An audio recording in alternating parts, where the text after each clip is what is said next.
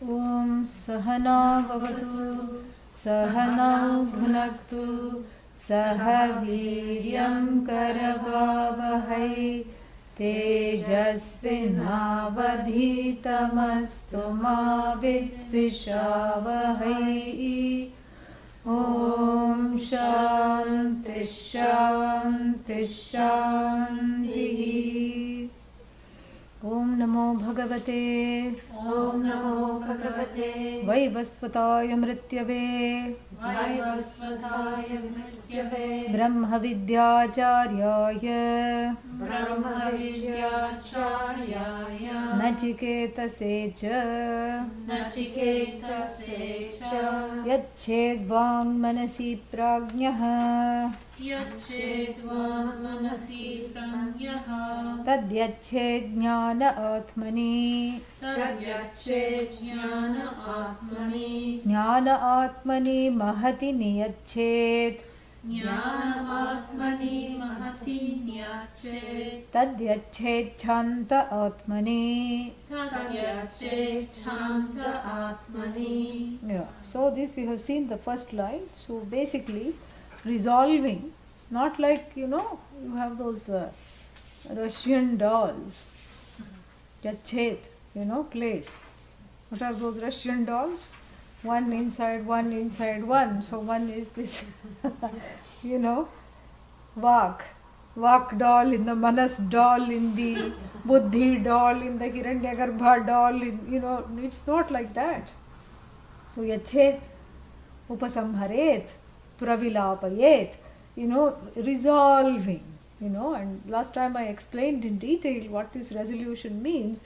It's a cognitive way of looking at something beyond that particular thing. So what is the source of the Hiranyagarbha?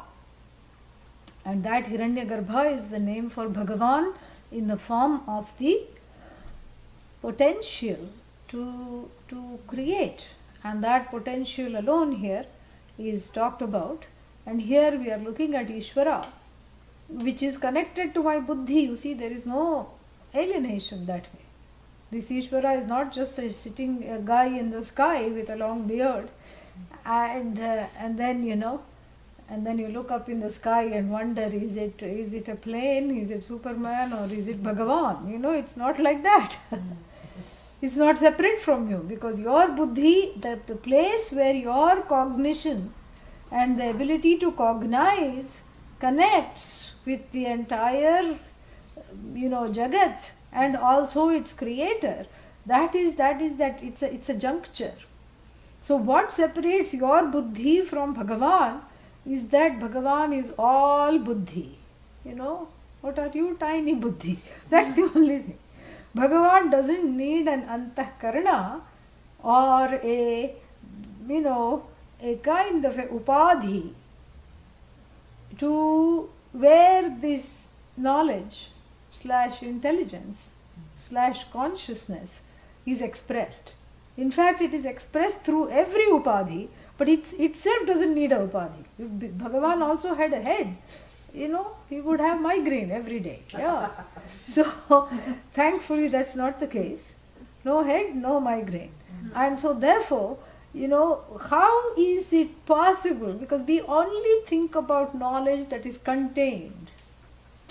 You say to the dog, sit. It sits. And then you say, oh, you are so intelligent. It doesn't understand. It still wags the tail and sits down. And then you say, oh, you're so clever. So that cleverness, which is a, Dog cleverness expressing in the form of sitting dog or sitting duck, whatever it is.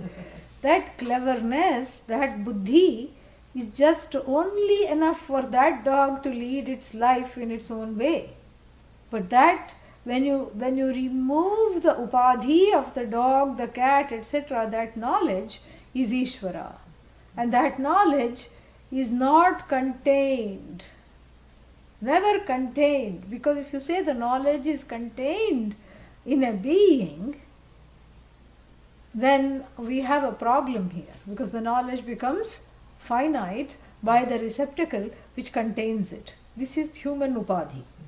You know? That's why if one has a small head, no, anyway, so that was just for fun. So, you know, you can argue, and people did in the past, that people who had small head had small brains, etc. That's not quite true. But, you know, you can argue like that, that there is a limit to intelligence. That's why there are these IQ tests, you know. You cannot say I was sleepy, that's why I scored less. I'd like to take it again. Even if you take it again, you'll get the same score. That's a standardized test. You see? And so, this here is a testament to the fact that there is an upper cap on intelligence. Yes. There's always a cap. Even if you take like a group of students that you're teaching at the high school level or school level, university level, wherever, and they say there is a general curve in which the students fall. But see that curve is the defining curve. There's nothing existing beyond that curve. And if you make such a curve of the human intelligence or plant intelligence or dog intelligence or cat intelligence, there's always a curve, there is an arc within which everything falls. You know, the statistic people will know this. You know, they will do all these, scatter, charts and all these charts they will do. Scatter chart of scatter brains in the universe. That's all it is. So then this is the whole thing, is that there is always an upper cap on human knowledge, dog knowledge, cat knowledge, jiva knowledge. Why? Because the jiva is, as it were, limited by its body mind sense complex. But what about Bhagavan's body mind sense complex? Every body is Bhagavan's body. So every mind is Bhagavan's mind, yes, but that which transcends all those minds is also Bhagavan. Because if you say every head is Bhagavan, and if there are, out of 7 billion people, let's say even 1/7 is having headache, imagine Bhagavan's headache. 1 million people's worth headache. Can't think about it. It's boggling, mind-boggling. So therefore, we have to see that when we think about Bhagavan, you have to transcend what you see in the puja room or in the temple. You see a 5-foot deity, or you see sometimes they go, they want a big graha, and they go very happily and get something very big. And sometimes it doesn't even fit through the doorway of the temple. This happened in Washington DC. It did not, they had a reclining Vishnu, and everybody said, yes, we want it long, big, and then it was so big that even sideways it would not fit the doorway. The doorway had already been made. So then they had to cut a hole in where the shrine was, right above, and then hire a helicopter with pulleys and then make him descend from the top. Of course, all the bhaktas loved it because it was like Bhagavan coming down. Literally. So they just said, oh, this is wonderful. He didn't come the usual way. He came straight for us down. So that is because the orientation is Bhagavan means suddenly you have to look up and get a neck ache. I don't know why Bhagavan means nobody looks down. Everybody looks up. Yes. When things are not looking up, you look up. So that's basically what it is. And so, that being the case, we have to understand that we are not even talking of a 14-foot long deity, which this one happens to be, or we are not talking of anything that can be encapsulated in a name and a form and some kind of 3 dimensions. Because all the buddhis, that this is a little extrapolation, because we cannot really imagine a buddhi without a container. Buddhi means you have to see where the container is. Like, keeping small things like cumin or mustard seeds, you cannot imagine without a container. Imagine mustard seeds without a container, it's going all over the place. That's why, the word that is used is prajnana ghanam, a mass of intelligence and knowledge, a mass of sentience. But again, mass means it should have some blob-like qualities.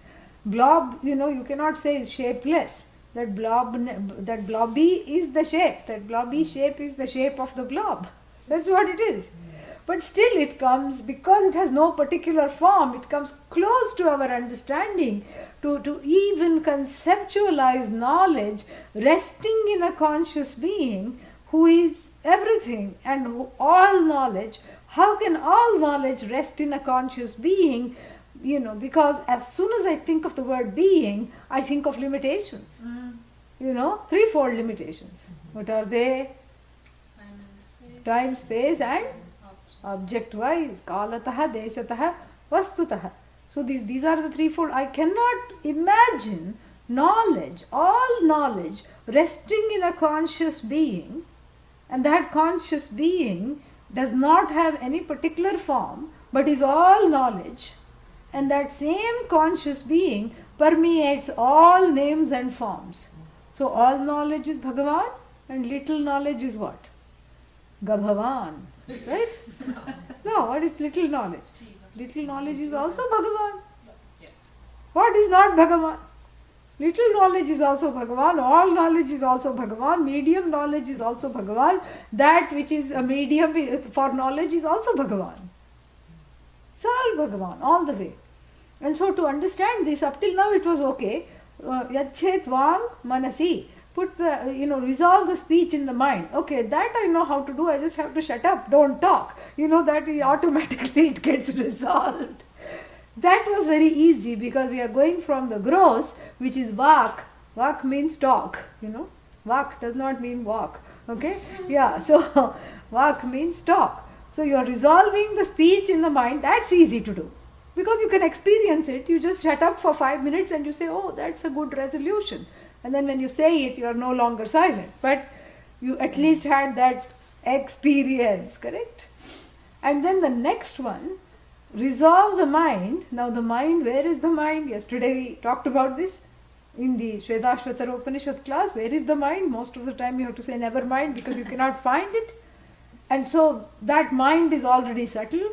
And resolve the mind into the buddhi. Little harder, but we talked about how to do that.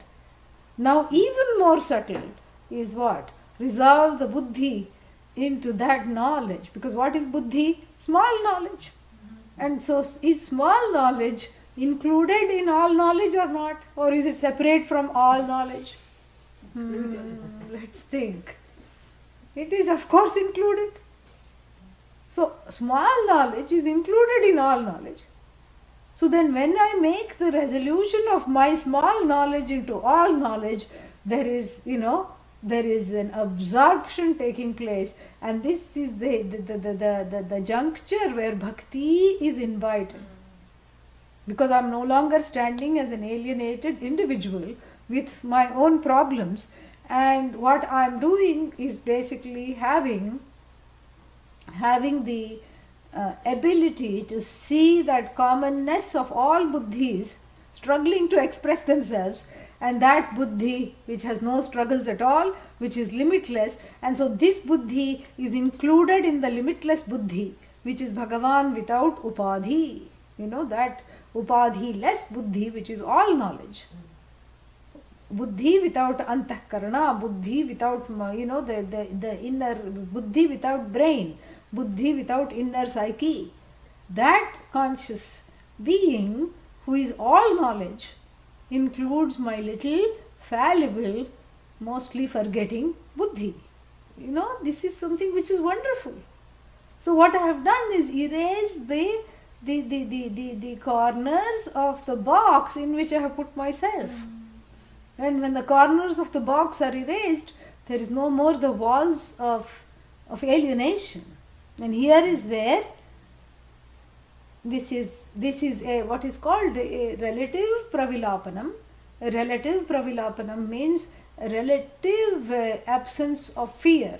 Pravilapanam means gained by a relative absence of fear. Gained by what? Gained by the resolution of the fact that all this is one. Resolving this, into that oneness. And yet I know that I am separate because, I don't know how to do all that Bhagavan does. Most of the time, I am in a to-do about what Bhagavan does. I don't know how to do what Bhagavan does. I think of myself as a victim, right? Yeah, as far as the laws of Bhagavan go. And so therefore what? Therefore, I have to make sure that if I am being affected by all, if my buddhi, my mind, my speech, etc. are being affected by all the things that are in life, then I have a dual identity in a certain way. On the one hand, my buddhi, my limited buddhi, mostly forgetting buddhi, is included in the limitless buddhi. Yes or no? Which is Bhagavan. Yes. So, the limited buddhi is included in all knowledge. Yes. Now, at the same time, that is on the level of the absolute. On the relative level, I am struggling to see, I am struggling to even remember my own name when I wake up. And I am struggling to, do the tasks that I am supposed to do for the day. And I am struggling to make sure that, I stay on top in so many ways. And so there is a kind of a dual identity at the same time. There is that oneness at the level of Paramarthika, and then at the other level there is still the identity of the one who is troubled, not by the large big buddhi in the sky, no, but one that is troubled by other buddhis, other small buddhis, correct? Yeah. This buddhi did this to me, that buddhi did that to me. See, we are personifying the buddhi. Yes, this is a bad buddhi, that is good buddhi. I don't like this buddhi, I love that buddhi. Yes, that's how people get married, yeah. You fall in love with another buddhi, and then, so this buddhi war, at the level of this thing, and then one buddhi sends an arrow, to attack the other buddhi, and the other buddhi is not going to sit quietly, that sends back 2 arrows. Yeah, this is buddhi war, lots of things. And then buddhis steal from each other. Ayyo, this is also another thing, this is called intellectual copyright problems. One buddhi says, I discovered it. Another buddhi says, I sue you. I discovered this. You are nobody. I am everybody. And then a group of buddhis stand up. They are from India. And then they say, this yoga belongs to us. You came yesterday, You say the world is 3,000 years old. As Pujya Swamiji says, some of our houses are 3,000 years old. So what are you talking about? This is nothing. This is, lay off our yoga. Don't make our yoga into your bhoga. And so lay it off completely. And so this is the collective buddhi with a nationalist tenor getting up and trying to defend itself. So there is individual buddhi, collective buddhi, thief buddhi, oh, I am not enough buddhi, all kinds of buddhis. What should I say? Circumventing the atmosphere, having their own little orbit, each buddhi is spinning on its own. And then I can cognitively see, and then sometimes, certain other ideas which are made into something bigger than the buddhi, that has its own spin-off. And everything in this whole world of spinning buddhis, I can appreciate that, yes, I am not separate from that all knowledge, but at the same time, these annoying thorns on each side, buddhi, what to do, correct? And that is where it is a relative pravilapanam, to erase or address this duality. A relative pravilapanam means a relative upasamhara. I'll use an English word presently. A relative absorbing or an inclusion into the larger buddhi from the standpoint of the helpless jiva who has to discover within his warring buddhi a devotee buddhi. This is what it is. So this pravilapanam is twofold. First, to discover a devotee buddhi. Out of all the warring buddhis, the slings and arrows buddhi, outrageous buddhi, all should I be or not be buddhi, depressed buddhi, suppressed buddhi, oppressed buddhi, simply pressed buddhi, between all these buddhis, somehow I have to conjure up the devotee buddhi that pays obeisance to the grand buddhi, because it sees itself as part of it, but it doesn't quite understand how. It wants to know itself as part of it or as non-separate from it. The best it can at least cognitively see is that I'm included in it, I'm part of it. So this is what it is. And so this discovery of Mahat, this Hiranyagarbha as Bhagavan, helps me to resolve all these, separation buddhis, separate buddhis, warring buddhis, crying buddhis, screaming buddhis, forgetting buddhis, grudging buddhis, grudge remembering buddhis. All these buddhis, what do? I do pravilapanam into one buddhi. What is this buddhi? Devotion buddhi, devotee buddhi. This is what it is. And this is very important, because that is the relative pravilapanam through Shraddha Bhakti. And then when you gain the knowledge, which is talked about in the next mantra, then the absolute pravilapanam cognitively takes place. The resolution is absolute at the level of Paramarthika. It's a cognitive resolution. It's not some kind of a, putting things in various boxes. It's not that kind of a thing. It's a cognitive resolution. And so, tad jnanam mahati niyachet. Jnana atmani mahati niyachet. And then one more pravilapanam. Finally, you bring it back where? Tad yachet shanta atmani. So what is this Shanta Atma? Where is this Shanta Atma? I am. Yes, back to you. Go all the way and then come back. This is what it is. That's why final step of puja is pradakshina. You circumambulate yourself. This is what it is. Why? Because you are Bhagavan.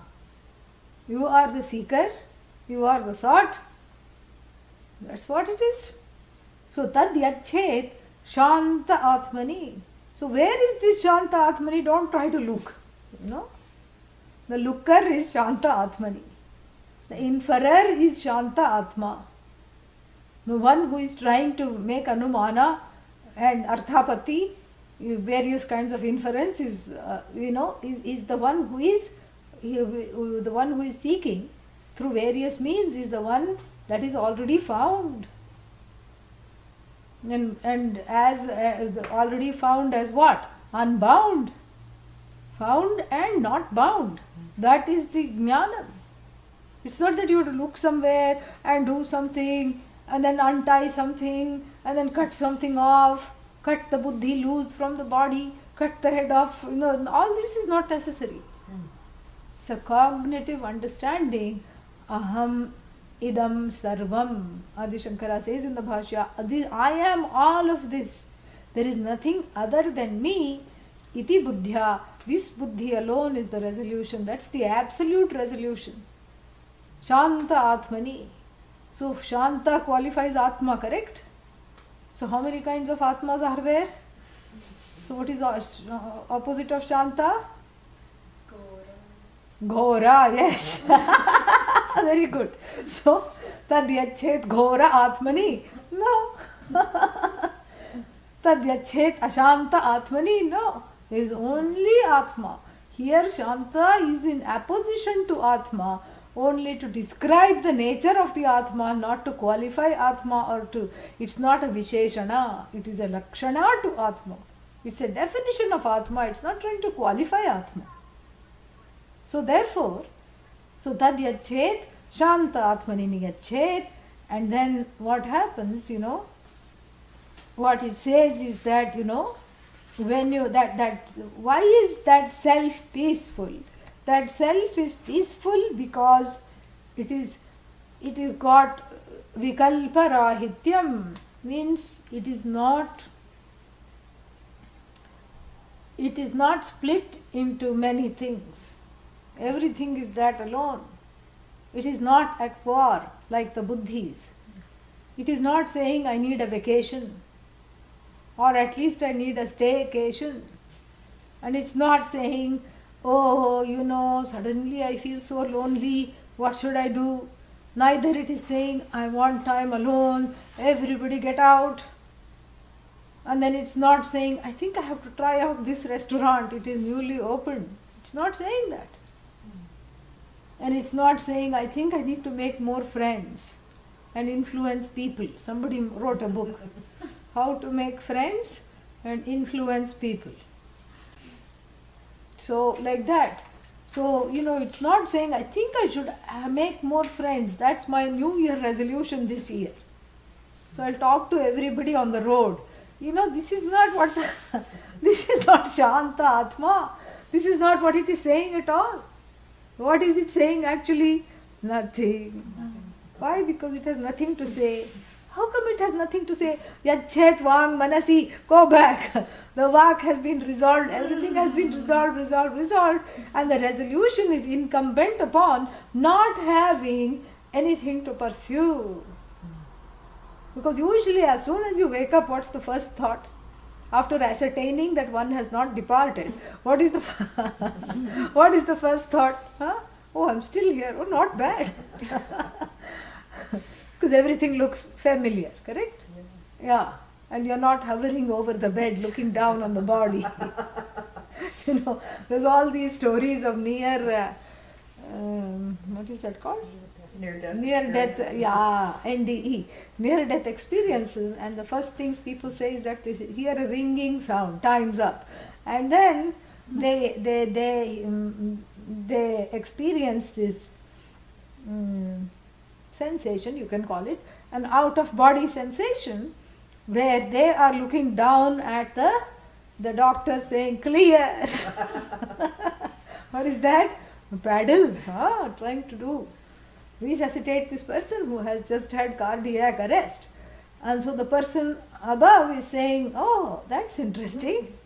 And then, they hear the wailing of the relatives. Oh, you're gone. At least that's comforting if you are around and you hear the wailing of the relatives. What if someone said, oh, thank God he left, and then it's not yet time and you come back, you'll never be able to see the person in the same way again. Horrifying thought. Anyhow, so as long as you're able to see, ascertain, okay, I'm still in this body, not looking down on it, and then what? I am, I'm alive, I have made it through the night, and then what's the next thought? Why? Why should you get up? What's the reason? What's the point? What should I do? There's a mental list going on. What's today? What is it to be done? In fact, it's Prarabdha who wakes you up. Who is Prarabdha? One kind of karma, Karma touches you on the shoulder. Sometimes, takes a trumpet in the ear and blows into the ear. Wake up! You have to go here. You have to catch a flight. And of course the flights out of Eugene are all at 6 a.m. So you have to wake up at 3:30 in the morning. So wake up! Something, even if you don't keep the alarm, you're up. This is why. And that thing to do, that's remaining. But then here, there is nothing that one has to do. Nothing at all. Why? because all to-dos list, and every to-do in the mind, a to-do list in the mind is based upon what? Kama, desire. And very beautifully Adi Shankara says in another bhashya, karma pravrittihi kamasyat pravartakatvat. Pravartaka means the one who impels you into action is not, the parents or the significant other or your job or the dog wanting its breakfast in the morning. No. What is it that impels you to action? It's your own desires, own kama. That translates into karma. And kama whips you into shape, makes you go into the shower, unwillingly drags you into the shower. Kama makes you dress up. Kama puts you, on the road to the office. And this is what it all is. Kama runs the show. And here, for the person who has understood that I am everything, what kama is there? No kama, no karma. And so all the kamas resolve into one kama, which is what? I need to be kama-less. That's the only kama. May I discover myself as desireless. That's the ultimate desire, really. If you look at everyone's desire, I'll tell you the story that you may have heard. It made its rounds, people kept sending it to each other. There was one man, it's supposedly a true story, especially when they say that, of course, it's immediately suspect. But, I'm just telling you how I found it. They said this is a true story. Some, big corporate head was relaxing somewhere on one island, went to relax because went far away from all his day-to-day things. Some Mediterranean or tropical island he went and, to have a good time. And he was sitting under the umbrella. Which umbrella? Beach umbrella. And then having a drink in the hand. The drink also has its own umbrella. And then there is another umbrella for the person, and then the drink also has its own umbrella. I have not figured out why. But, maybe it's just cosmetic. Yeah, and I can't imagine that, whatever you're drinking is getting sunburnt. But anyway, so he's sitting there and naturally he has nothing to do. He's commanding all these corporations, but right now he's sitting there getting bored. So he's looking for trouble. Let's see what to do. And then he sees one man using some very primitive fishing equipment. Just one line and one worm. He just digs from the sand and ties it to the string and then casts the fishing line, and then manages to catch some measly looking fish, and then puts it on his shoulder and is going home. And he says, "Oh, come here, you fisherman." "Me? Yes, come." "What?" Says, "What is this? You're only catching 4 or 5 fish?" "Yeah, in my house it's just me, my wife, and we have one child. That is more than enough. I can come back tomorrow and get fresh. Why bother?" he says. No. He says, "You should not do this. Is the most primitive fishing equipment. You should have a trawler. That which is a noisy thing and goes and then catches every single fish and defishes the entire ocean. You should have that trawler." He says, "What will I do with all this fish?" "So you can start canning the fish." "Then what?" he says. "Then you can export the fish." "Why would I want to do that?" "No, all the countries which are landlocked and which don't have fish, they will be buying this fish, and some of it you can pack in dry ice and send it via FedEx." He says, "What is FedEx?" He says, "You have no right to be alive. You don't know what is FedEx? What's wrong with you?" So then he says, "Then why would I want to do that?" He says, "So you can become rich." And then, he says, "Then why would I want to become rich?" "So you can manage all these fishing corporations. Then you can own a big ship that goes out fishing and pay the ship to do your fishing. You don't have to fish." Says, "Then what?" then you will be catching even more fish and then putting them in sending them all over the place, sending them to other planets in the solar system, and then you'll make lots of money, and then there'll be nobody like you. He says, then what for will I do that? He says, then you need not even work more than 1 or 2 hours a day, like me. You can relax on the beach. He said, I'm already relaxing on the beach.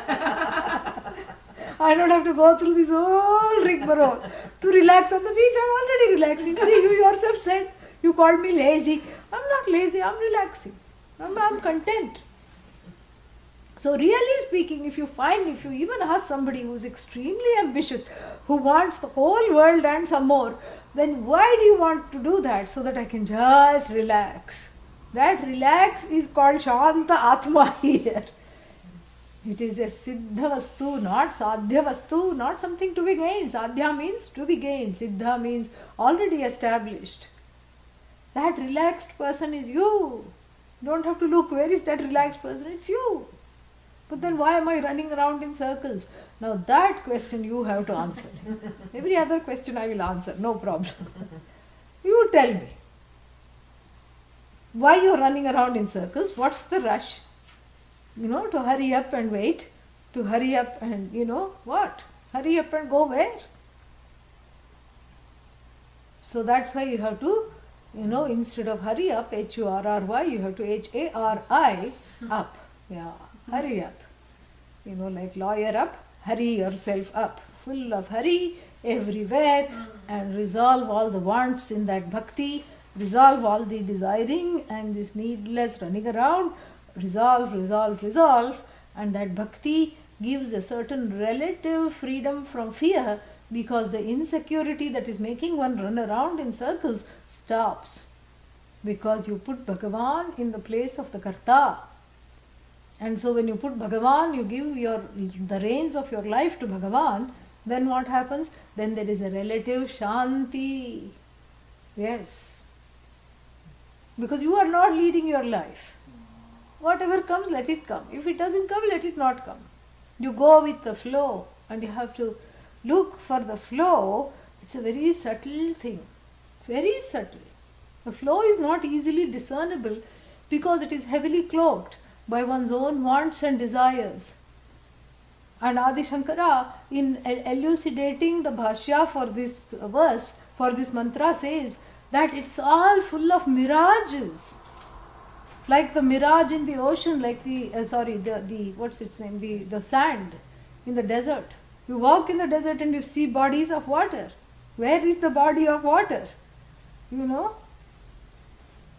the head. And it's projected powerfully.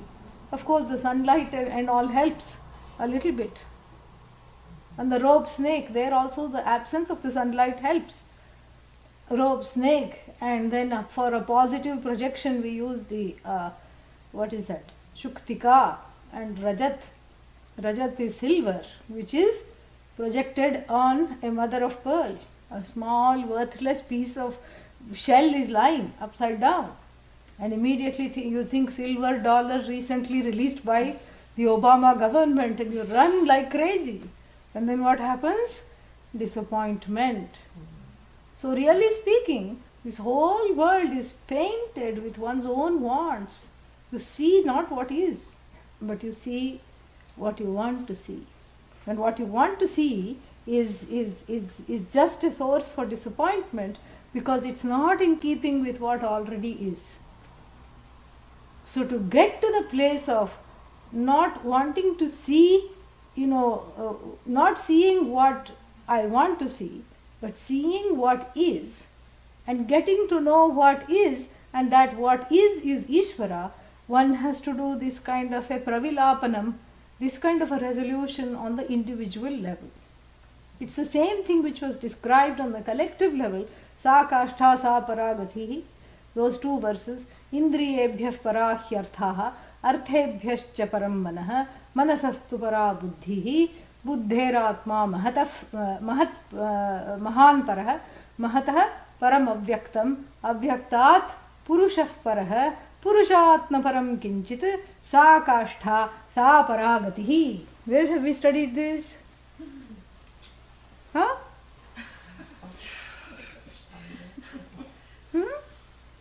Kidhar? Where? Bhagavad Gita. Actually, you won't be wrong if you said Bhagavad Gita, but actually we just studied 2 verses ago in the Kathopanishad. But by one stroke of luck, today is your lucky day, because there is a common verse in the Kathopanishad and the Bhagavad Gita. Indriyebhyah parahyarthaha. Congratulations. Anyway, so moving on, just go back and look for those verses. Indriyebhyah parahyarthaha. Found it? Yeah, just two weeks ago we studied it. There is also the same resolution that is happening at the collective level. That which goes is talked about. And it's exactly the same at the individual level I am replicating here. The only thing that is missing is avyakta, because if you become avyakta, then avyakta means unmanifest. Then the resolver will be gone, correct? Yeah. So the avyakta is only in sleep. That's all it is. There is no permanent avyakta. So that is that one avyakta, that Maya Shakti is not put in, but the rest is all the same. Look at your notes for those other 2 mantras. So that is what it is. And so here also the same thing is that I have to resonate with what is. And that which is Ishvara. What is Ishvara? All that is. And unless I go with the flow, and unless I just, pull down the curtains of these wants, these strong preferences which lead me to go helter-skelter and all over the place, I will not be able to see what is. I keep trying to refract and bend the universe to my own needs. And for a while Bhagavan, says, "Theek hai, okay, do it." Bhagavan allows it, says all right. And sometimes one succeeds also. This is what is called buddhi vyapara, buddhi transactions. And sometimes when one succeeds and one feels very happy. Oh, I was able to manipulate 3 people today. Fantastic. Oh, I was able to do this today all by myself. Fantastic. I was able to solve this puzzle. I was able to get what I wanted. Wonderful. But then there is a cap on that, correct? Yeah. The 4th person refuses to be manipulated. The next day nothing goes your way, and whatever you want, you are never able to get on the 2nd day. And whatever you got is lost on the 3rd day. And you have to begin from scratch. So immediately you know that you are not in charge, correct? And so therefore, you have to sort of go with the flow. And that sukshma buddhi, which is going to be described in the next mantra, that is what it says. That is why it says it is kshurasya dhara. This going with the flow. First you have to ascertain that there is a flow. Manda buddhi will say there is no flow. Yeah, I am stopped up and everything is also stopped up, stuffed up. Nothing. There is what flow? Just go. There is no flow. Manda buddhi means dull buddhi. Yeah. Dulled by the force of the blunt wants that have bludgeoned it to not work at all. And these wants are like blunt instruments, blunt but powerful. And they are extremely blunt because they say, I want you to do this right now. We saw this in the Ratha Kalpana, in the chariot imagery. Yeah. And so here again, the dull buddhi doesn't even sense the flow. And then the sukshma buddhi, the one that is there, desirous of knowing itself as Bhagavan, is there. There is a flow that is discerned. And sometimes when one is want free, one feels that flow, when everything is harmonious. The only difference is, for a person of knowledge, everything is always harmonious. Yes. Even in the midst of horrible crisis, there is harmony. And that is the thing, And that inner harmony is called Shanta Atma. First it is discovered as a law of Ishvara to which I connect, and then it is discovered as the truth of myself alone. So these 2 steps cannot really be bypassed. Some people say, why bring Ishvara into this? Let Ishvara be Ishvara. Let sleeping Ishvara lie. you know. We just change the spelling from dog to God. Yeah, let sleeping God lie. Why you are bringing Ishvara into this equation? You know? Why not just, this is Vedanta, right? And people say this to me all the time. I signed up for self-knowledge. Now I was liking you and I was liking this class until you spoilt everything by bringing God in. Can we not take it out and make it go away? How can you make it go away? It is here to stay, you know. It is already here and it happens to be you. You know, it's like children, you know, small children when they have a sibling. Till then they were the stars of the mummy and daddy's eyes. And when they have a sibling, they will say, take it back to the hospital. I don't want this one at home. Because all it knows is it came from the hospital. So take it back there. And I got knocked off my pedestal. That's what it is. So, you know, it's not like that. You can't take it back. What do you mean take it back? Take Bhagavan back. Back where? You have to back up and understand that this Bhagavan which we are talking about is you alone. Yes, so if you take Bhagavan out of the equation of self-knowledge, you have to take one more thing out. What do you have to take out? Self. Yeah. Okay, take the self also out. What remains? Nothing remains. Asanne vasa bhavati asad brahmeti veda chet asti brahmeti chet veda santamenam tato viduriti. What in the world am I saying? Asat eva sa bhavati. Asat means non-existent does indeed this person become. Who says there is no Bhagavan or take Bhagavan out. Who has a tiff with Brahman as Bhagavan, as the cause of the universe. If Brahman is some abstract noun whose meaning I don't know, I'm okay. I'm all right. ठीक है, उधर कहीं है something, you know. Yeah. But if Brahman becomes the meaning of the word Bhagavan that I have to deal with every day, all the authority issues come up. You know, theology issues. You know, what is that? Everybody is a victim of theological oppression and indoctrination. So the theological oppression comes up, authority issues come up, the disappointment with the fallible authority figures in my life in terms of mother, father come up.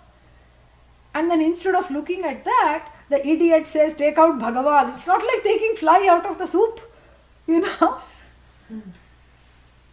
This is ridiculous. If Bhagavan was one more thing in the universe, you know, in the Jagat soup, you take out Bhagavan. Because we are told that Jagat, this primordial soupy substance, Big Bang, all these things. Now they are very excited because they were able to map gravity. So they are coming to the place where they are mapping place. Gravity means place. And then they will also map time. They are getting very excited. All the scientists are looking into the Big Bang. So into this Jagat soup, ये भगवान नामक fly, कहाँ से आ गया? Where did this भगवान fly drop in? I was enjoying this soup and suddenly, you know, this spoilt my dining experience. My Vedantic dining experience has been, you know, has been completely vitiated. And who is the waiter? Me, the Vedanta teacher becomes the waiter. Because it is to me they complain. Why am I called the waiter? Because I keep waiting for people to see this. Permanently waiter. So I come with a towel on my arm to the student and say, okay, what's the problem? Then the same towel can be used to wipe the eyes little bit. Multi-purpose, you know.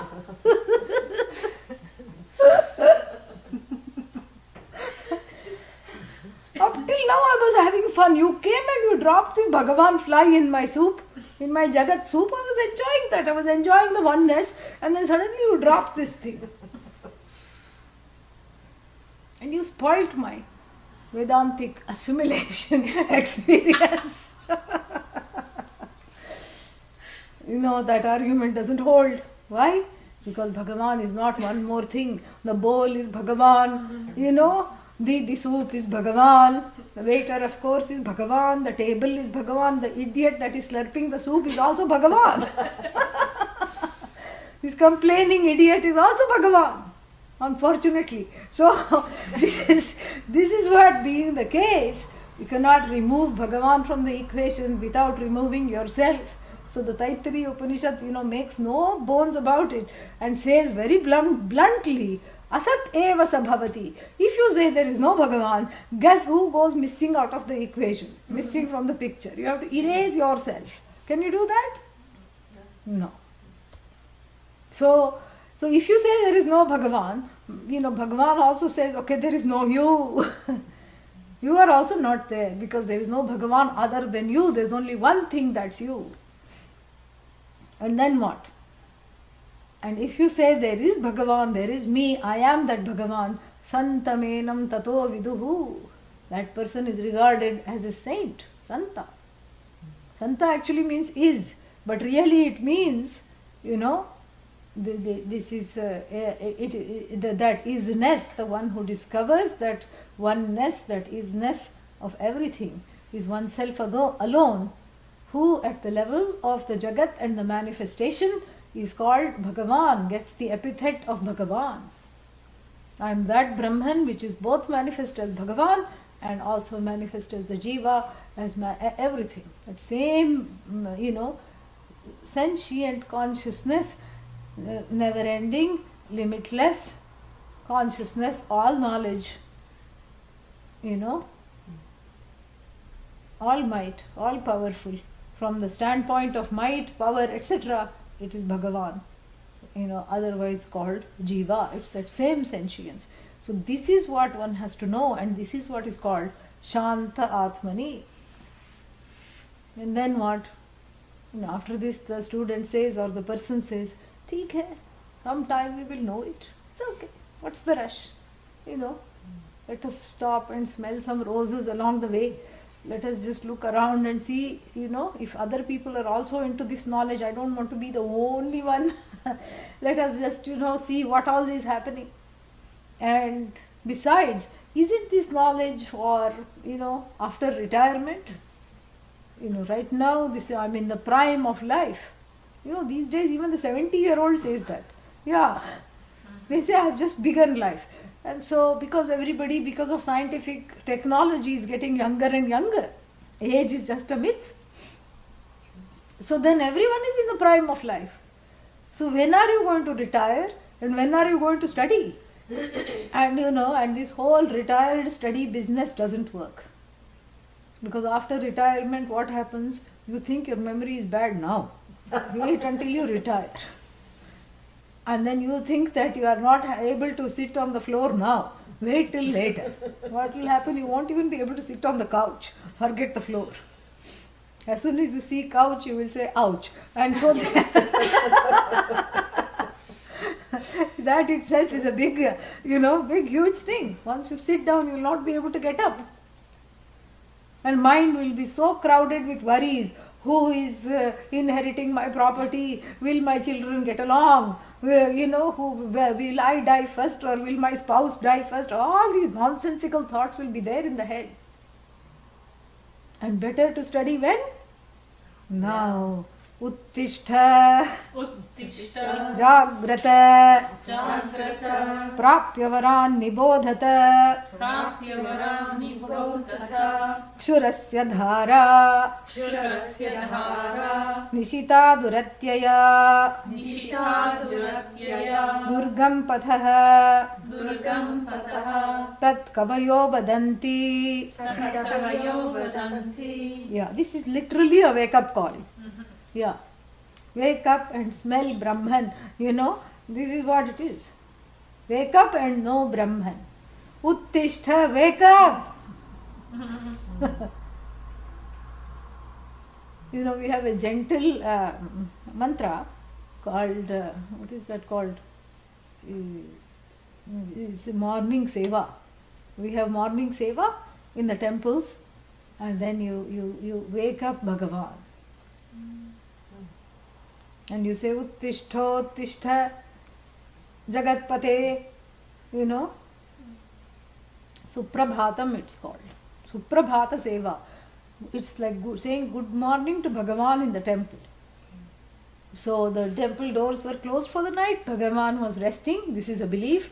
Then the temple doors are open. The arati is shown, and then the mantra which is sung is, please wake up, O Lord. Without you, this world will not go on. Look at all the crying bhaktas. Look at all the people who are going to have difficult prarabdha today. Look at all the people whose bad karma is unleashing faster than I speak. And look at all these people who are waiting, beating down the lines to come and worship you.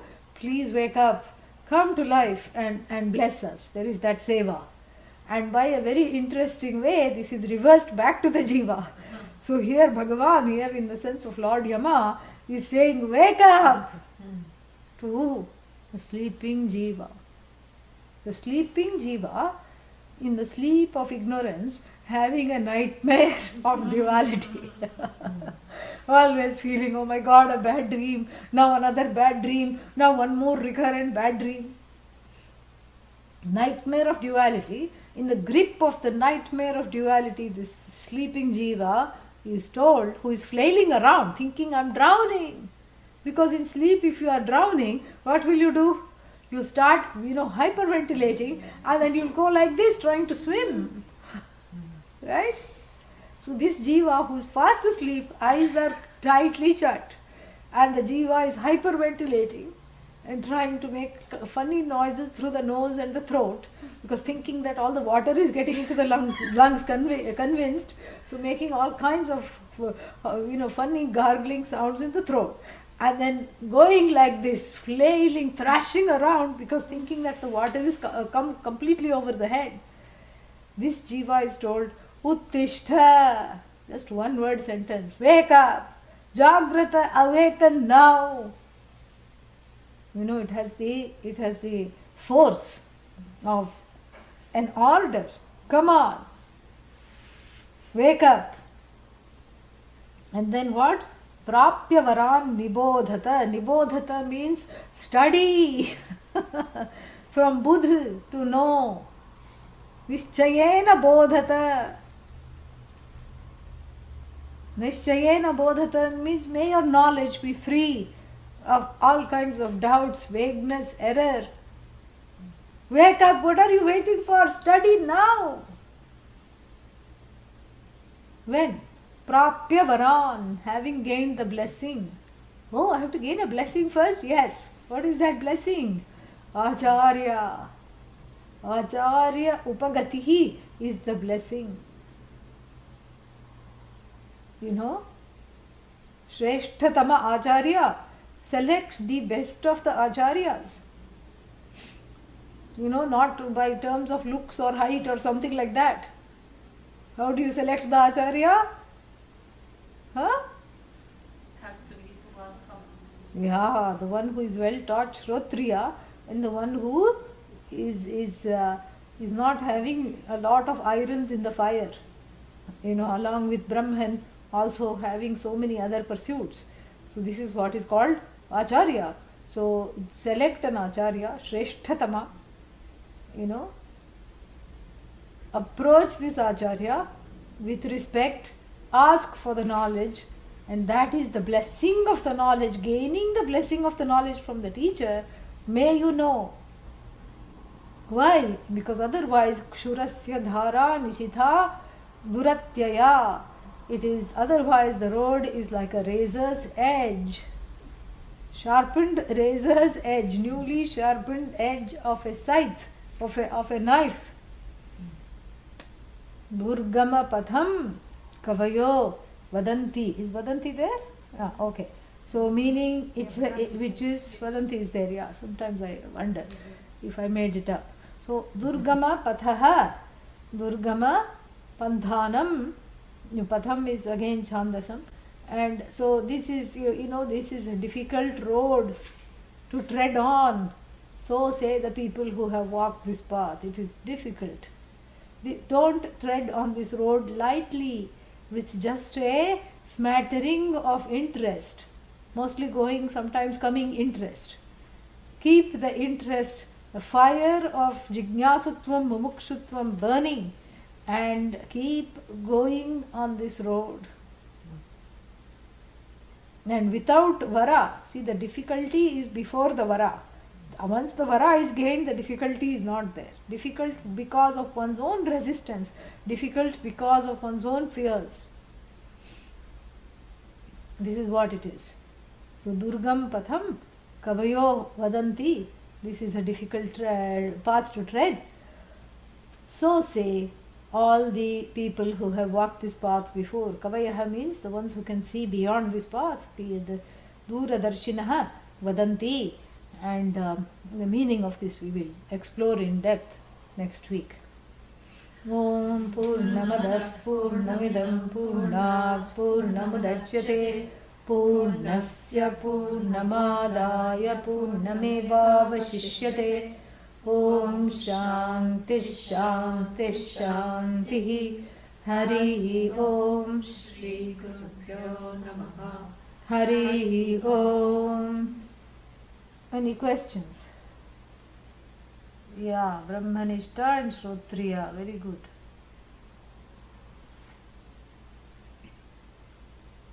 Questions are there? Yes. As you live your life, you walk through your daily life, you have to do things. And how do you know whether you're going with the flow or you're going with your desires? When you go and nothing happens, sometimes it's, it takes a little experimentation. You experiment with the flow to see that it has plugged up and there is no flow. That is the time to backtrack. And one does that automatically, instinctively, intuitively. Even in a relationship, you want that person to become your best friend. And that person is, blowing hot and cold. One day they are saying, oh, this is wonderful. Another day they are saying, what is your name? So then you know that, okay, this person needs more time. Or there are certain hints given. Oh, come and let's have lunch together. Well, I'm a little busy. Then you try again. Oh, let's go out for coffee. Oh, something came up. So when this thing happens 2-3 times, being Sukshma Buddhi, one gets the hint. This is easy. It's not hard. It's the same thing. Because instead of seeing the person as a discrete person, you kind of resolve it into Ishvara, you resolve the whole thing. Okay, this is not meant to be right now. Always add the word right now. And always add the word, this is what I think it is in my perception. When you add the phrase in my perception, you're acknowledging that this may be the flow or this may be your own flow that you are superimposing on that flow. So give yourself and others the benefit of doubt. And when you do that, then it becomes easy. And sometimes you have to walk all over the flow, all over the grace of the flow to understand that, okay, I have gone too far. I shouldn't have done that. Or this is a dead-end street. Because only after going till the end you find out it's dead-end because, one was not looking for the sign. If one misses the sign, what happens? You have to go till the dead end and bonk your head and come back. And it's not a bad thing. It's not a bad thing. Somebody told a story to me that they were very overwhelmed. This woman was having a lot of people over to the house. There was some big party she was having and she was very overwhelmed. And she was not getting answers and she was not able to see the answers she got. And then, she was opening the fridge door and she stood there and she just did a silent prayer. She said, Bhagavan, I just want to know the answers now. I just want to get it in a way that I can never forget. And so somebody had kept a huge bottle of juice, like those 1-gallon bottles, over the fridge. As soon as she opened the door, it fell on the head. Thankfully it was a plastic bottle, so it hit and bounced off. But literally, she said, Bhagavan hit me on the head and Bhagavan obliged immediately. And so that's how it is. Sometimes one laughs because there is always some kind of a deja vu, some kind of a thing, and you call it magic. It's not magic, it's your own prayer for guidance that helps. You pray for guidance. That is why Gayatri Mantra is helpful. You pray for guidance. How should I lead my day today? What choices are wrong to make? Keep me away from them. Let me never be in the wrong place at the wrong time. You keep praying. And every prayer is answered. And every prayer is answered, especially the prayer for clarity. When the prayer for clarity means what? I'm not asking for things, I'm asking for this clarity. So convert that asking into a prayer. That's all.